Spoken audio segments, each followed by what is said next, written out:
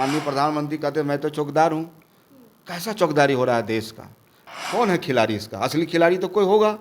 Ring master कौन है? ऐसे अपराधियों के, ऐसे माफियों के, ऐसे षड्यंत्रकारी को सलाखों के पीछे नहीं, कड़ी से कड़ी दंड मिलनी चाहिए। पूरी तरह से यह सरकार माफियाओं के साथ है।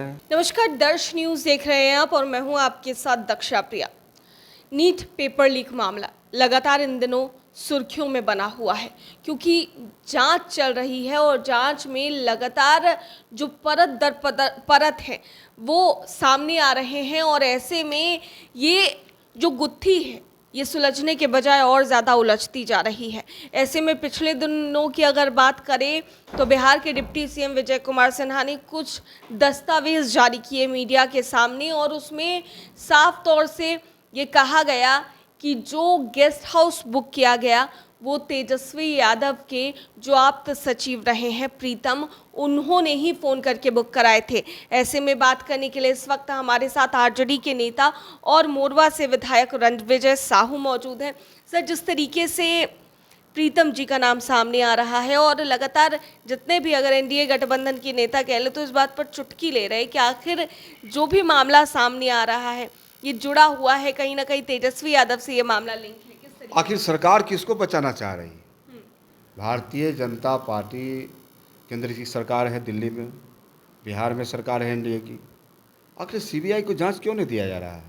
कौन खिलाड़ी है? अगर माननीय तेजस्वी प्रसाद यादव में माननीय नेता प्रतिपक्ष हैं बिहार के, उनके आप सचिव का नाम आ रहा है कि परिषदन सर्किट हाउस उन्होंने बुक कराया, कमरे बुक कराया, ये तो जांच का विषय है। तो सरकार सीबीआई को यह केस दे, यानी सीबीआई को केस नहीं दिया, इसका मतलब बचाना चाह रहे हैं। कौन है खिलाड़ी इसका? असली खिलाड़ी तो कोई होगा। रिंग मास्टर कौन है? तो रिंग मास्टर दिल्ली में बैठा हुआ है, गुजरात में बैठा हुआ है। आखिर कौन पेपर लीक कर रहा है? ये किसकी जवाबदेही है? कौन पहरेदारी करेगा? माननीय प्रधानमंत्री कहते मैं तो चौकीदार हूँ। कैसा चौकीदारी हो रहा है देश का? जहाँ हमारे 50 लाख युवा छात्र जो एग्ज़ाम देते हैं, नीट जैसे एग्ज़ाम में उनके साथ ये हो रहा है, प्रतिभा का नौजवान आत्महत्या कर रहे हैं, छात्र आत्महत्या कर रहे हैं। ऐसे जिनमें प्रतिभा है, टैलेंट है, उनका सिलेक्शन नहीं हो पा रहा है। जिनके पास पैसे हैं, माफिया लोग हैं लगे हुए हैं, उनका सिलेक्शन हो रहा है।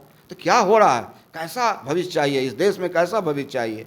क्या वैसा डॉक्टर जिस प्रकार से कहीं कहीं मैं अखबार में देखता हूँ, सुनता हूँ कि पेट में कैंची छोड़ दिया जाता है। आखिर ये गंभीर मामला है। डॉक्टर बनेंगे, हमारे देश की सेवा करेंगे, क्या मेरा भविष्य होगा? तो निश्चित रूप से सरकार ने जो कानून बनाया है, मैंने देखा है, तो इससे भी कठोर कानून इस देश में बननी चाहिए। ऐसे अपराधियों के, ऐसे माफियों के, ऐसे षड्यंत्रकारी को सलाखों के पीछे नहीं, कड़ी से कड़ी दंड मिलनी चाहिए। लेकिन सर, आरोप तो कहीं ना कहीं आप लोगों पर लग रहा है और कहा यह भी जा रहा है कि तेजस्वी यादव से कहीं ना कहीं कनेक्शन है इस पूरे मामले। देखिए, पूरी तरह से इसको डाइवर्ट किया जा रहा है, पॉलिटिकल रंग दिया जा रहा है।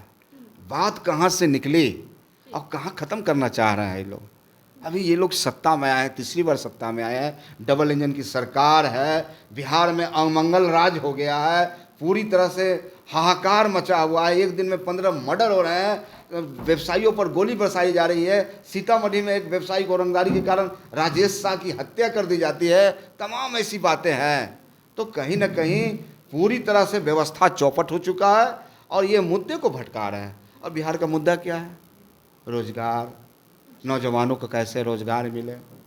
माननीय तेजस्वी प्रसाद यादव ने तो इसी मुद्दा की बात की।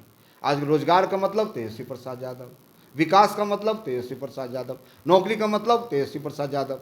साहब, जो गांधी मैदान रैलियों के लिए जाना जाता था, वह गांधी मैदान आज नौकरियों के लिए जाना जाता। ये दिन माननीय तेजस्वी प्रसाद यादव का। तो तेजस्वी प्रसाद यादव ने तो करके दिखाया है और ये लोग सिर्फ जुमलेबाजी करते हैं। कहाँ गए हमारे वो अच्छे दिन? कहाँ गए 2 करोड़ प्रत्येक साल नौकरी, गरीबों के पक्के मकान, गरीबों के शौचालय? तो तमाम ऐसी बातें हैं जो इनका जुमला साबित हुआ है। जनता 2025 में तेजस्वी यादव को पुकार रही है, बिहार पुकार रहा है तेजस्वी प्रसाद यादव को। जी, आरक्षण को लेकर भी काफी ज्यादा सियासत तेज हो रही है। देखिए, आरक्षण विरोधी लोग हैं ये लोग। ये कौन लोग हैं जो पटना हाई कोर्ट में माननीय न्यायालय में याचिका दायर करते हैं? यानी ये वही लोग हैं जो गरीबों को आरक्षण नहीं चाहते हैं। माननीय तेजस्वी प्रसाद यादव ने पूरी लड़ाई लड़ने का काम किया। बिहार ही ऐसा स्टेट है जहां अपने खर्च पर जातीय जनगणना हुआ और आरक्षण की सीमा को तोड़ा गया, कैबिनेट से पास हुआ और इसकी सीमा बढ़ाई गई। लेकिन भारतीय जनता पार्टी, एनडीए के लोग चाहते नहीं कि गरीबों को अधिकार मिले, गरीबों को सम्मान मिले, गरीब आगे बढ़े। अब माननीय मुख्यमंत्री जी शांत हैं, माननीय मुख्यमंत्री जी चुप हैं। चुप्पी तोड़नी चाहिए और उन गरीबों जो तमाम ईबीसी ओबीसी हैं उनकी बातें करनी चाहिए।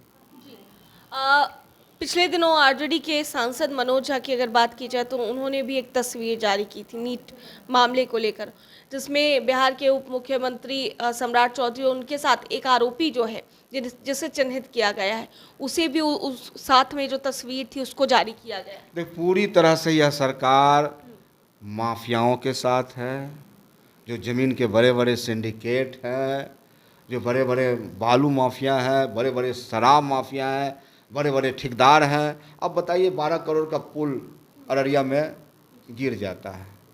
अगर राष्ट्रीय जनता दल का शासन होता, बिहार में महागठबंधन का शासन होता, पूरे देश लेवल पर तमाम चैनलें, आपके चैनल के बारे में मैं नहीं बता रहा हूँ, लेकिन देश लेवल का चैनल उसको चलाने का काम करता है। लेकिन आप बताइए ये खबर कहाँ दब गई, कहाँ दब गई? तो ये तो सरकार ही है पूरी तरह से ठेकेदार, रंगबाज, थानेदार, अफसर, तमाम लोगों का सिंडिकेट है और इसी अनुसार से यह बिहार चल रहा है। जी, एक आखिरी सवाल सर, कल बड़ी बैठक जो है आरजेडी की तरफ से बुलाई गई, तमाम लोग इस बैठक में शामिल हुए, जितने विशेष नेतृत्व भी हैं आरजेडी के वो शामिल हुए। क्या कुछ बातें हुई, क्या कुछ तय? देखिए, राष्ट्रीय जनता दल एक कर्जकर्ताओं की पार्टी है, गरीब गुरबों कमज़ोर की पार्टी है। यह हमेशा पार्टी सड़क से लेकर सदन तक लड़ाई लड़ने का काम की है।